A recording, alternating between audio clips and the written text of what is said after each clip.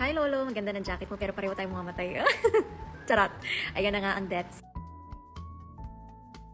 Nag-iiyakan na yung ating mga production. Si Makoy.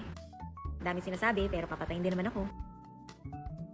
At syempre, ang pinakamahusay si Direk Coco Martin. One take lang yan. Ang galing-galing. Kailangan na natin dumiretso sa kabaong. Ayan, totoong kabaong yan at nakakatakot siya. Ang sinasabi ko dyan, Direk, kailangan ba talaga? Parang nakakatakot. Yan, tunay talaga yung mukha ko dyan. Pero syempre, bawal pagpawisan at pumangit. Kaya electric fan at ayusin ang hair. At least, kapag nilibing ka, bubbles, maganda ka pa rin. Ayan, tinuturo nila saan ilalagay yung kamay. Hindi ko siya marunong eh. Hindi pa ako namamatay. Pasensya ka na. Ayan na, tatakpan na nila. Shit. Totoo talaga yung reaction ko dyan. Yan din ang sinasabi ko, shit talaga. Guys, nakakatakot. Tingnan mo yung mukha ko. Tunay yan. Walang etchos.